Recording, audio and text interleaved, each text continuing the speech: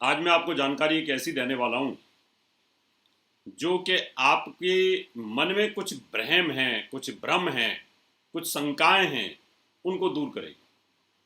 बहुत सारे लोग ये कहते हैं कि पीपल का जो पेड़ है इसकी पूजा करने से क्या हो जाएगा। हिंदू लोग तो बड़े बेकार हैं, बड़े अंधविश्वासी हैं, ये पेड़ पौधों की पूजा करते हैं, ये तुलसी को माँ मानते हैं, ये बोलते हैं कि पीपल के पेड़ पे देवता वास करते हैं। क्या देवताओं को पीपल का पेड़ ही मिला है वास करने के लिए? हर आदमी के मुंह से आपने सुना होगा कि पीपल का पेड़ 24 घंटे में 22 घंटे कम से कम ऑक्सीजन देता है। 24 घंटे देता है। इसके पीछे का आधार क्या है? पीपल के पेड़ की पूजा करने से कष्ट क्यों हरण होते हैं? पीपल के पेड़ की पूजा करने से दरिद्रता क्यों खत्म होती है? पीपल के पेड़ के नीचे 5 मुंह का दीपक जलाने से वो कौन से 5 देव हैं जो प्रसन्न होते हैं? आज मैं आध्यात्मिक तौर पर और वैज्ञानिक तौर पर इससे एक एक पर्दा हटाने की पूरी कोशिश करूंगा। और जो लोग सनातन हिंदू धर्म के ऊपर उंगली उठाते हैं, आज उनको मैं ये बताने की पूरी कोशिश करूंगा कि पीपल का पेड़ कोई नॉर्मल पेड़ नहीं, तुलसी का पेड़ कोई नॉर्मल पेड़ नहीं, बरगद नीम के पेड़ कोई नॉर्मल पेड़ नहीं है। इनके पीछे के आधार को समझना होगा। और आखिर पीपल के पेड़ के नीचे रात को दिन छिपने के बाद सूर्योदय से पहले दीपक जलाने का कोई वैज्ञानिक आधार है? और पीपल के पेड़ से राहु शनि केतु, शनि की साढ़े साती, इनका कष्ट क्यों भागता हुआ नजर आता है? और क्यों दरिद्रता खत्म हो जाती है? शनि दरिद्रता का कारक है। शनि हाथ में कटोरा दे देता है जब देता है। और पीपल के पेड़ की पूजा करने से ये दरिद्रता क्यों खत्म हो जाती है? आज मैं इन सब चीजों से एक एक करके पर्दा हटाऊं। तो मैं ये बताऊंगा, पीपल का पेड़ राउंड द क्लॉक ऑक्सीजन देता है। सभी पेड़ दिन में ऑक्सीजन छोड़ते हैं, कार्बन डाइऑक्साइड को ग्रहण करते हैं, ये सच है। लेकिन इसके वैज्ञानिक पहलू को भी समझेंगे और इसके आध्यात्मिक पहलू को मैं आपको बाद में बताऊंगा।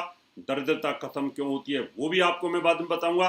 लेकिन जो लोग कुतर्की हैं, जो समझते नहीं है, हिंदू विरोधी हैं, सनातन विरोधी हैं, वो पेड़ पौधे की पूजा करने के विरोधी हैं, आज उनके दिमाग में कुछ चीजें डालूंगा। समझ लीजिए, पीपल का जो पेड़ है एक तो विशाल काया है, वो कहीं पे भी पैदा हो जाता है, उसका बीज बहुत बारीक होता है। सभी पेड़ पौधे सूर्य की रोशनी से, जिनमें हरे पत्ते होते हैं, वो ऑक्सीजन दिन में छोड़ते हैं। क्योंकि सूर्य का जो प्रकाश है, सूर्य के प्रकाश से प्रकाश संश्लेषण की प्रक्रिया होती है।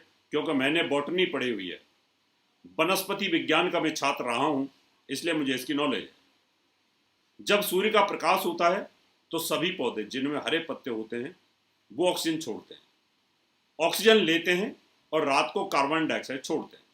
लेकिन पीपल का पेड़ एक ऐसा है कि ये कहीं पर भी हो जाता है, मरुस्थल में हो जाता है, सूखे में हो जाता है, वहां पानी की कमी होती है।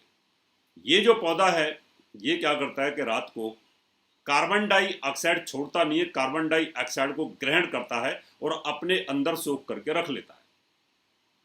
अब जो कार्बन डाइऑक्साइड को रात को सोख लेगा तो निश्चित तौर पर कार्बन डाइऑक्साइड वो छोड़ेगा नहीं, तो वो ऑक्सीजन छोड़ेगा। ऑक्सीजन छोड़ता है, ये प्रक्रिया उसकी सुचारू रूप से चलती रहती है। इसका एक वनस्पति विज्ञान का, बॉटनी का एक रहस्य होता है। अब जो पेड़ रात को कार्बन डाइऑक्साइड को खींच रहा है तो उसके निश्चित तौर पर कहीं ना कहीं फायदे होंगे।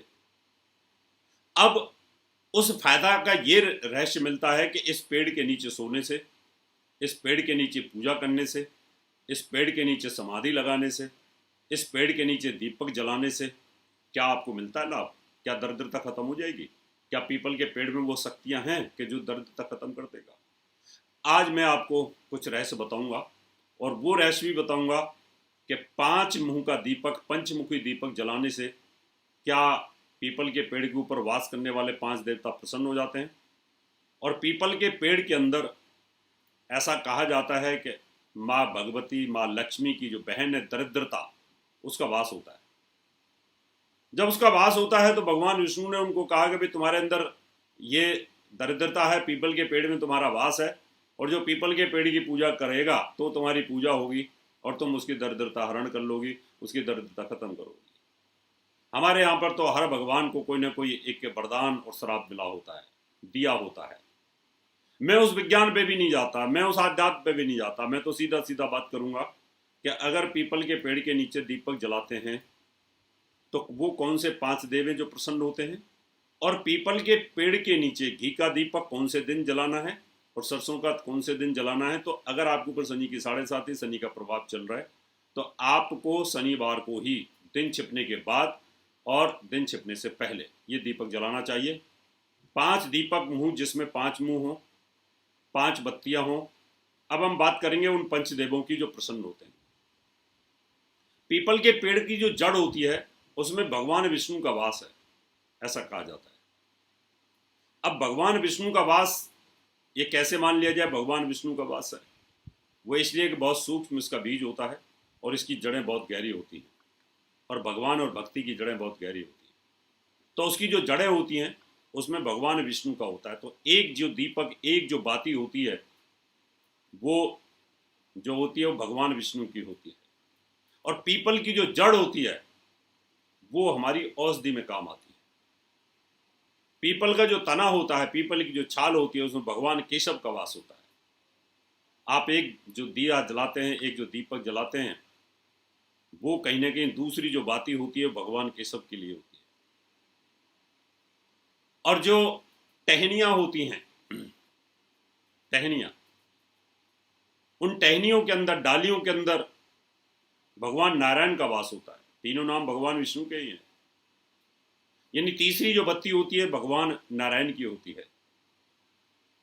और जो पत्ते होते हैं, हरे हरे पत्ते होते हैं, कोमल पत्ते होते हैं, उनमें वास विष्णु हरि का, यानी भगवान हरि का होता है, नारायण का होता है उसमें। और वो जो चौथी जो बत्ती होती है भगवान हरि के लिए होती है। और जो 5वां जो इसके फल होते हैं उनमें भगवान अच्युत का वास होता है। और ये 5 नाम भगवान विष्णु के ही हैं। इन 5 दीपकों को जलाने से 5 भगवानों के नामों को, पंचदेवों को, जिनके अलग अलग रूप हैं, वो प्रसन्न होते हैं। अब आपको ना तो भगवान विष्णु दिख रहे हैं, ना केशव दिख रहे हैं, ना नारायण दिख रहे हैं, ना भगवान हरि दिख रहे हैं, ना भगवान अच्युत दिख रहे हैं, तो फिर आप कैसे पूजा करते हैं? अब उसके रहस्य को मैं बताने की कोशिश करूंगा कि आध्यात्मिक रहस्य हमारे पुराणों का क्या बोलता है, हमारे पुराण क्या बोलते हैं। उस पुराण की बात को मैं आपको लेकर के आता हूं। मैंने थोड़ी देर पहले आपको बताया था कि विज्ञान ये कहता है कि सूर्य के प्रकाश से प्रकाश संश्लेषण होता है इसका, तब जाकर के ये ऑक्सीजन राउंड द क्लॉक हमें देता है, प्रोवाइड करता है, और कार्बन डाइऑक्साइड को अवशोषित करता है, खींचता है। रात के अंदर उजाला नहीं होता, प्रकाश नहीं होता। जब प्रकाश नहीं होगा तो ऑक्सीजन, कार्बन डाइऑक्साइड वो कैसे खींचे और ऑक्सीजन कैसे दे? हमारे ऋषि बड़े योगी थे, मैं नमन करता हूं उनको, मैं हाथ जोड़ करके उनको प्रणाम करता हूं कि हे ऋषियों, आपकी दिव्य आत्मा धन्य है, आपका योग धन्य है कि आपने कितना बड़ा विज्ञान हमें दिया। आपने उस योग से समझा जो आज वैज्ञानिक समझ रहे हैं। जिन बातों को आप समझें, योग से उन्होंने देखा कि रात को जब दीपक आप जलाओगे, 5 मुंह का दीपक प्रकाश ज्यादा देगा, और उस प्रकाश की जो किरणें हैं वो पीपल के पेड़ की पत्तियों पर जाएंगी, और पीपल के पेड़ के ऊपर प्रकाश आएगा। और जब पीपल के पेड़ के ऊपर प्रकाश आएगा तो वो ऑक्सीजन ज्यादा मात्रा में देगा। हे धन्य है ऋषियों, क्या विज्ञान था। मैं तो सिर्फ एक तुच्छ, एक प्राणी जो आपको रिसर्च करता रहता हूं, जो आपको शोध करता हूं। वो जो प्रकाश है वो पीपल के पेड़ पे जाएगा, और पीपल का पेड़ मोर ऑक्सीजन, ज्यादा ऑक्सीजन, अत्यधिक ऑक्सीजन हमें देगा। इसलिए जो व्यक्ति रोजाना पीपल के पेड़ के नीचे पंचमुखी दीपक जलाते हैं उनको कभी जीवन में दरिद्रता नहीं आ सकती। भगवान विष्णु के 5 रूप उनसे प्रसन्न होते हैं, किसी प्रकार की तकलीफ नहीं होती है। इसलिए मित्रों, आप भी पीपल के पेड़ के नीचे आप दीपक जला सकते हैं। अगर आप शनि से प्रभावित हैं, आपके ऊपर दरिद्रता वाले ग्रह की योग चल रहा है, आपकी कुंडली में दरिद्र योग है, तो आप ये उपाय कर सकते हैं। भगवान विष्णु आपका साथ देंगे। ये था। इसी तरह की और भी जानकारी लेने के लिए हमारे चैनल को सब्सक्राइब करें और नई वीडियो की नोटिफिकेशन के लिए बेल आइकॉन दबाएं। अगर आप ये वीडियो फेसबुक पर देख रहे हैं तो वीडियो को लाइक और शेयर करें। साथ ही अपनी राय कमेंट बॉक्स में जरूर बताएं। धन्यवाद।